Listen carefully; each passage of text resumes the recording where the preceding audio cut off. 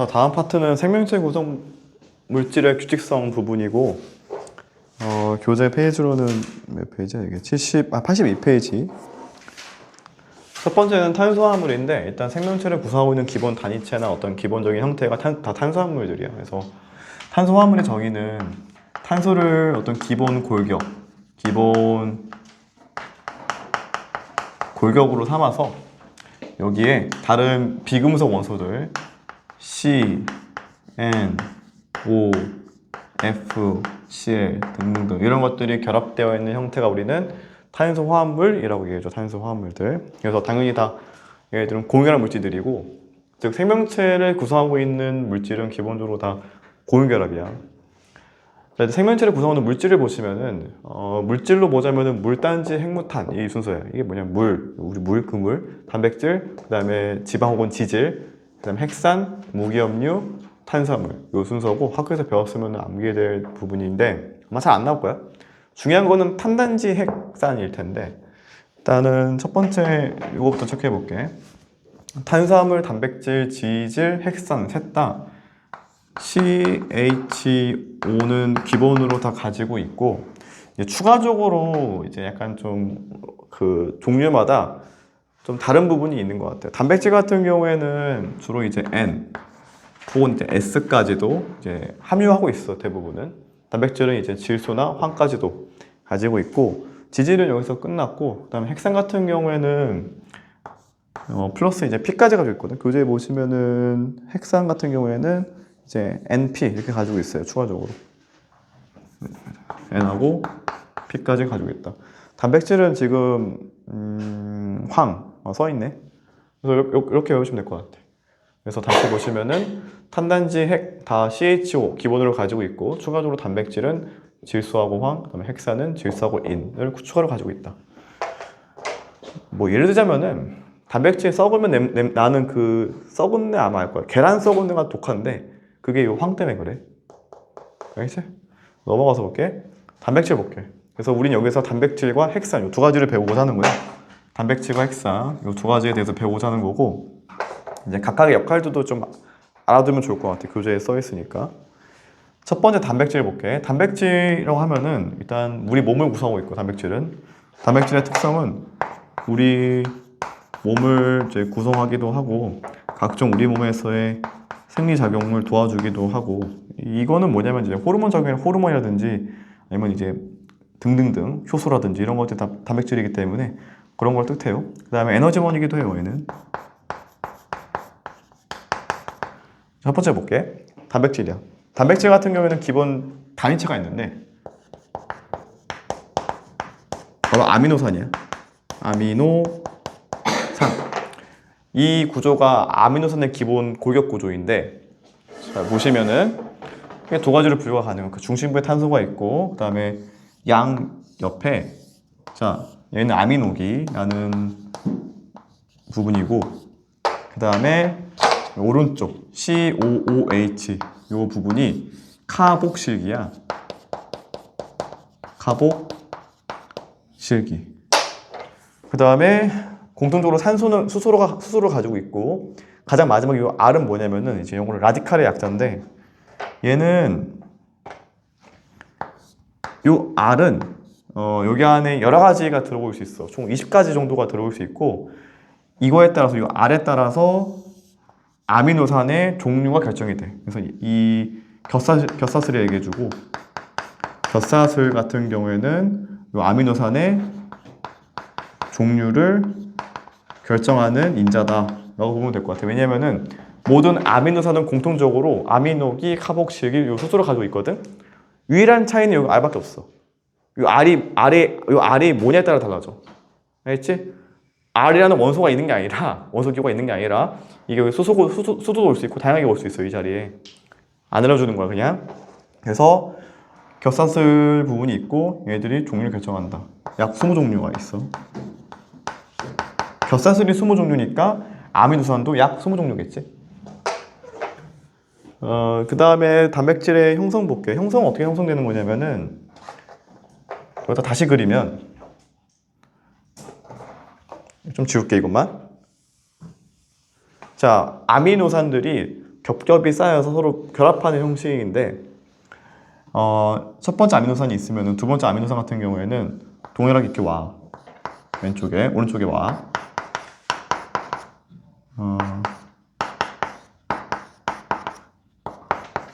이렇게 왔으면은 먼저 보시면 자, 여기 카복실기의 OH랑 아미노기의 요 H끼리 만나서 빠져나와. 그럼 뭐가 되냐? H2O가 돼. 됐어? 그럼 빠져나온 상태에서 이제 누구와 결합하냐면은 여기 C 결합선 하나랑 N 결합선 하나 여기끼리 결합이 형성이 돼. 이렇게. 알겠어? 이렇게 결합이 되는 방식이 아미노산이 단백질 되는 과정인 거야. 그래서 우린 이러한 결합을 뭐라고 그러냐? 우린 이러한 결합을 펩타이드 결합이라고 얘기해줘. 펩타이드 결합.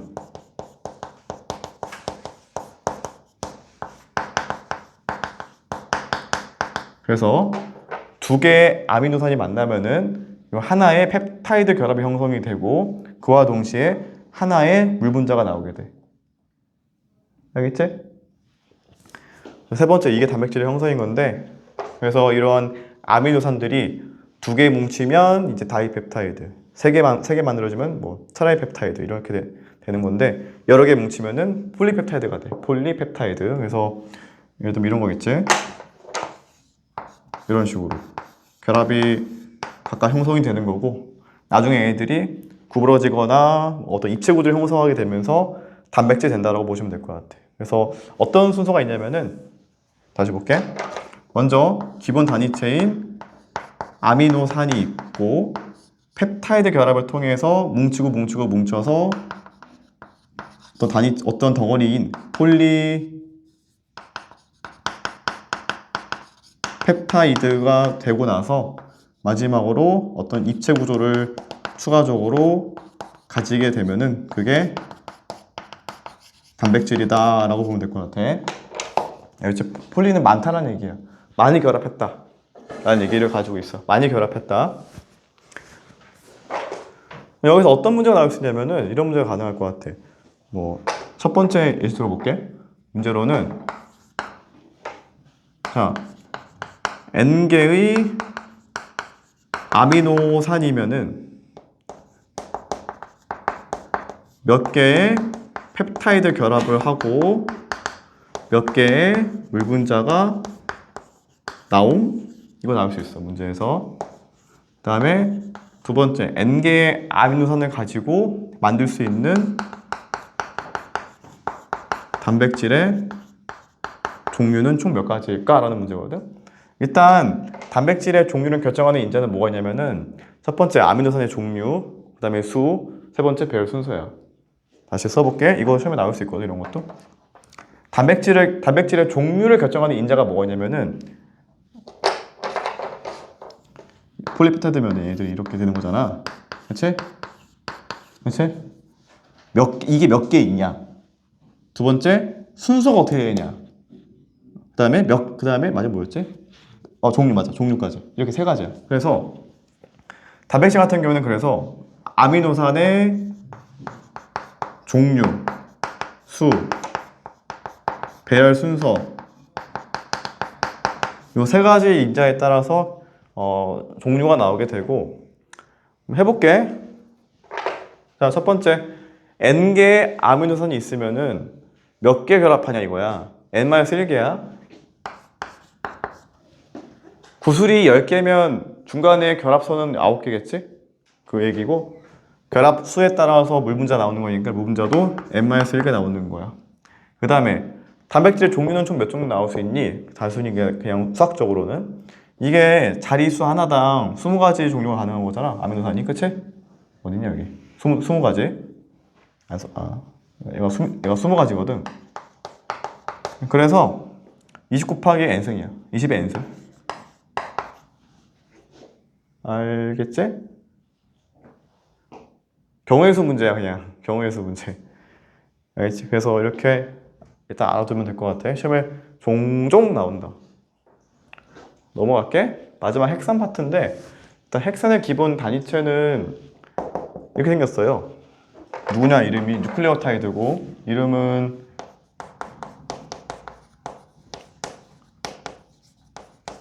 뉴클레오타이드고 이때 이 세 가지 파트가 있는데 얘는 누구냐 인산이고 가운데 이름이 누구냐 당이고 이게 염기예요. 그래서 각각 1대1대1 결합하고 있어요. 1대1대1 결합하고 있어. 이게 중요해. 1대1대1 결합. 알겠지? 그래서 뉴클레오타이드 하나 내에 인산당 염기가 1대1대1로 들어있다라고 보면 되고 두 번째 볼게. 얘들이 뭉쳐서 만들어진 게 이제 RNA 및 DNA 같은 애들인데 써볼게. 요런 한 가닥이 RNA고 이렇게 두 가닥 같이 보는 게 DNA거든. 헷갈리게 내가 좀 그렸는데 RNA는 이 그림만 뜻하는 거고요. DNA는 이렇게 되어 있는 놈인 거야. 알겠지? 내가 그림 두 번 그리기 사실 싫어가지고 그냥 하나로 퉁친 거야. 그래서 이렇게 보는 게 이제 DNA예요. 자, 여기서 다시 얘기해 볼게. 봐봐. 잘 봐.